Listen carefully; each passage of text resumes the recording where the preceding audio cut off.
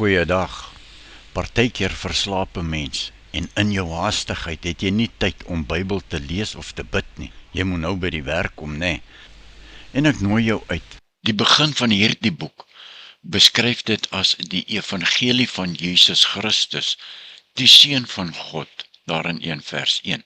Die wonders van Jesus word sterker op die voorgrond gestel as sy woorde om so die aandag te vestig op Jesus se goddelike gesag. Die verhaal gee nie die kronologiese orde van gebeurtenisse nie, nee, maar dit bied grepe uit Jesus se optrede in Galilea.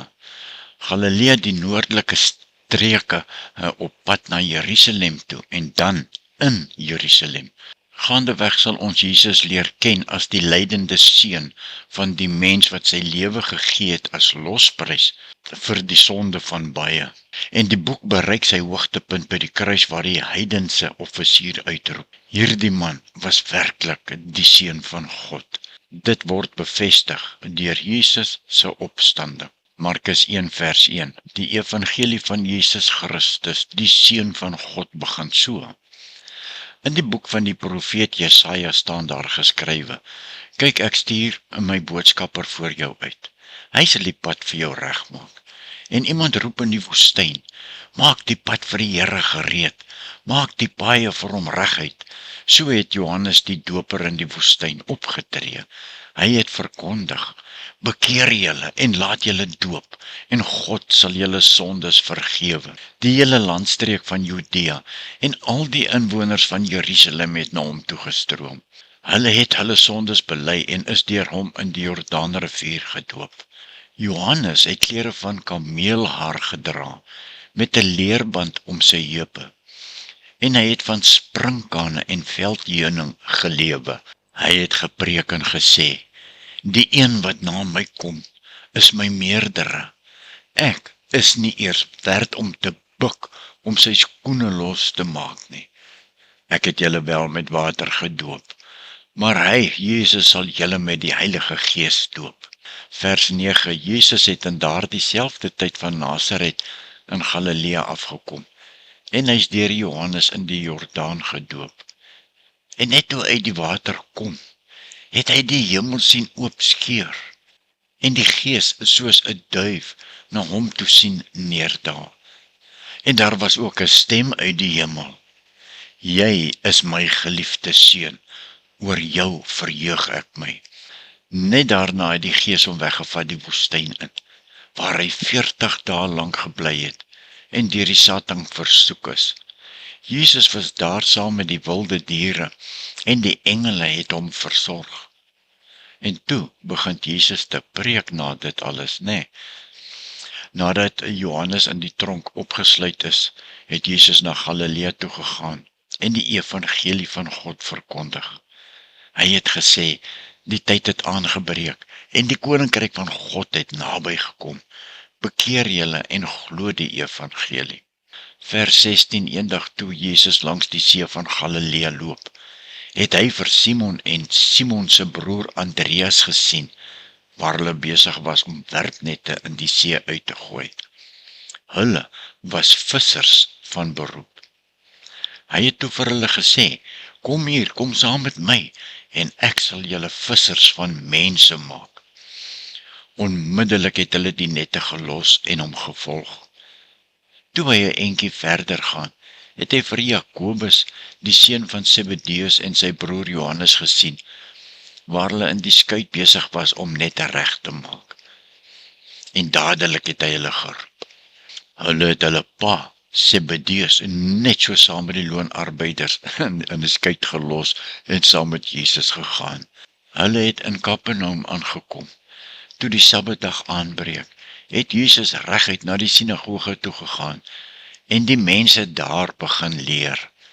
Hulle was verstom oor sy leer, want hy het hulle geleer soos een wat gesag het, en nie soos die skrifgeleerdes nie.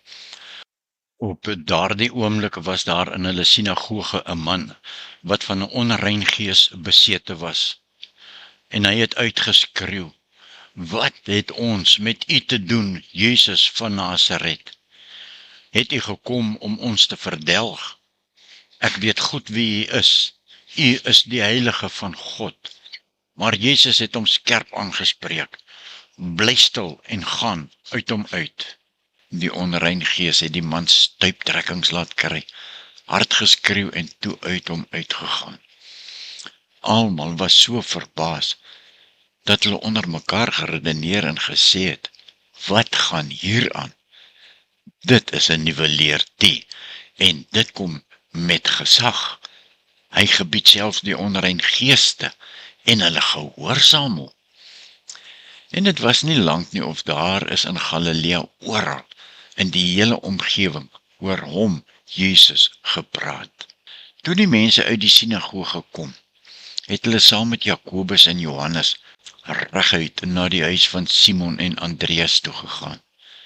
Die skoonmoeder van Simon het daar met 'n hoë koors siek gelê, en hulle het hom Jesus dadelik van haar vertel. Jesus het na haar toe gegaan, haar hand gevat en haar regop gehelp.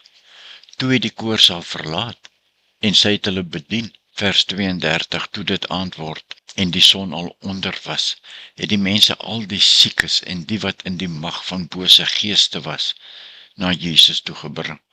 Die hele dorp het by die deur van die huis saamgedrom. Hy het baie siekes wat allerhande kwale gehad het, gesond gemaak, en baie bose geeste uitgedrywe. Hy het die bose geeste nie toegelaat om te praat nie, omdat hulle geweet het wie Jesus is. Die môre vroeg, toe dit nog nag was, het Jesus opgestaan en buitentoe gegaan na 'n eensame plek, en daar gebid. Simon en die wat by hom was, het hom egter gesoek, en toe hulle hom kry, sê hulle vir hom, almal soek U. Maar Jesus antwoord hulle, laat ons ergens anders heen gaan, na die nabygeleë dorpies toe, sodat ek daar ook kan preek, want daarvoor het ek, Jesus, gekom. Hy het toe gegaan en dwars deur Galilea, in hulle sinagoges gepreek, en bose geeste uitgedrywe. Daar kom toe 'n melaatse man na hom toe, wat smeekend op sy knieë voor hom neerval en vir hom sê, as U wil, kan U my gesond. Jesus het hom jammer gekry, sy hand uitgesteek en hom aangeraak. Jesus sê toe vir hom, ek wil, word gesond. Sy melaatsheid het onmiddellik verdwyn en hy het gesond geword.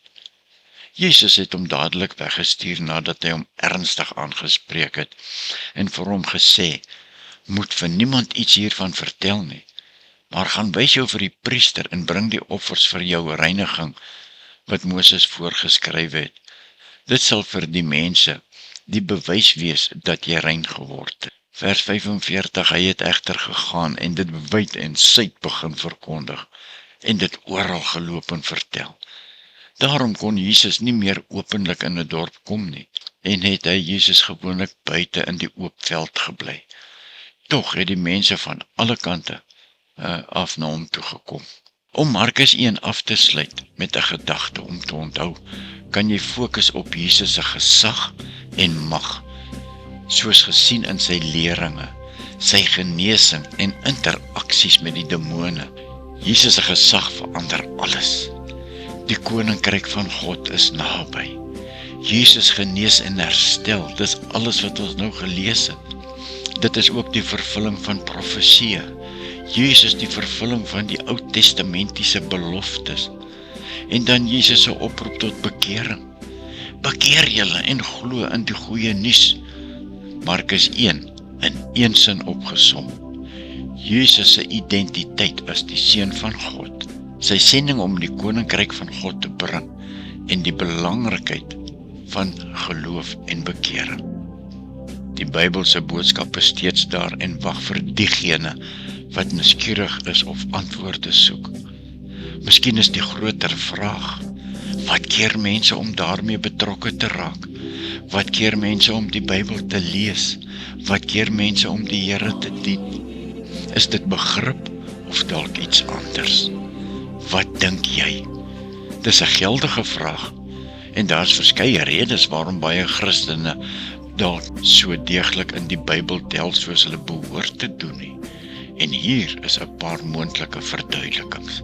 Dis 'n gebrek aan begrip, dis valse oortuigings, afleidings. En met die besige lewe is dit maklik om anders dinge bo Bybellees te prioritiseer, nee.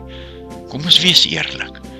Die Bybel kan oortuigend wees en sommige mense vermy dit dalk om gevoelens van skuld of skaamte te onderdruk.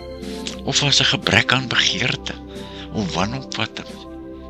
Elke persoon se situasie is uniek. Wat dink jy dra moontlik by tot hierdie tendens? Tot sover vandag. Seën, vrede en genade vir julle geliefde kinders van God, van Jesus Christus as ook die Heilige Gees, wat Markus, die hele boek van Markus, in ons harte wil vasanker. Amen.